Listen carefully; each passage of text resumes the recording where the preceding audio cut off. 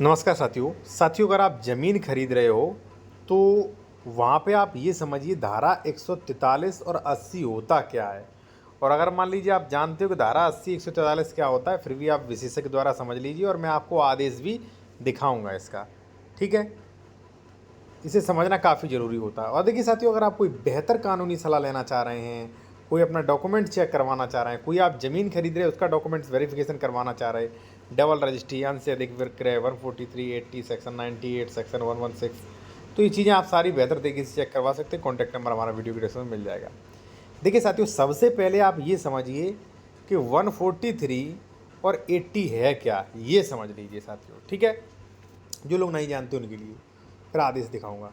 143 साथियों, यानी कि देखिए ये जो 143 है ये यूपी ZALR में था। ठीक है, यूपी ZALR में, ठीक है ना। तो इसमें संशोधन हुआ, अब इसका नाम हो गया 80, यानी कि पहले जो नाम इसका 143 था तो अब 80 नाम हो गया। तो धारा 143 80 एक ही मानिए। ये क्या कहता है, जैसे मान लीजिए साथियों ये ज़मीन जो है वो किसकी है, खेती की ज़मीन है।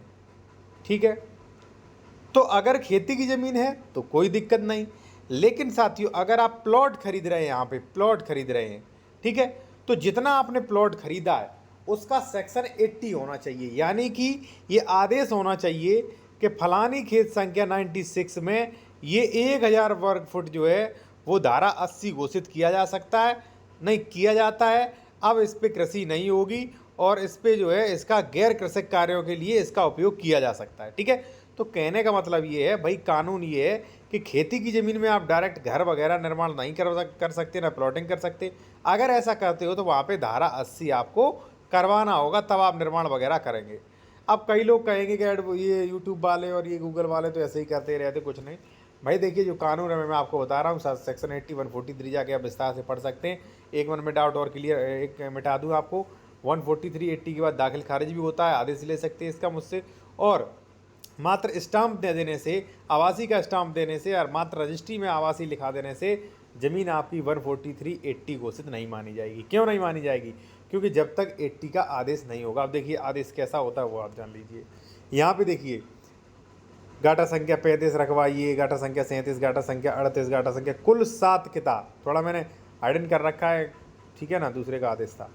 अब देखिए यहाँ पे ग्राम यहाँ पे दिया गया कानपुर नगर, यहाँ पे देखिए अभिलेख में दर्ज है उत्तर प्रदेश राजस्व संहिता 2006 यथा संशोधित की धारा 80 के तहत अकृषि घोषित किया जाता है। यानी कि अब ये अकृषि हो गए। अब देखिए यह घोषणा केवल भू राजस्व दृष्टि से की जा रही है या तो भूमि कार्बन डेवलपमेंट अथॉरिटी के पूर्व किसी अन्य प्रयोजन हेतु प्रस्तावित हो तो KDA के महायोजना के निहित प्रयोजन के अधीन होगा।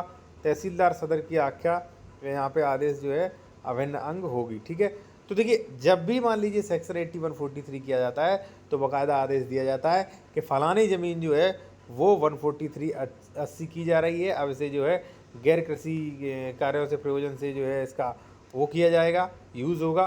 ठीक है, और यहाँ पे एक शर्त भी लगाई जाती है कि जो भी मान लीजिए डेवलपमेंट अथॉरिटी वगैरह है उनके कानूनों के अधीन रहेगी साथियों। ठीक है, तो इस प्रकार से आदेश हो सकता है या तो पूरा, देखिए आदेश भी कंडीशनल होते हैं साथियों, बहुत बहुत कंडीशनल होते हैं। ठीक है ना, तो आदेश को समझना कंडीशनल तो नहीं है, ये देखना बहुत जरूरी है। ठीक है, और आप कोई भी बेहतर कानूनी सलाह लेना चाह रहे हैं, डॉक्यूमेंट चेक करवाना चाह रहे हैं तो कॉन्टैक्ट नंबर वीडियो की डिस्क्रिप्शन में हमारा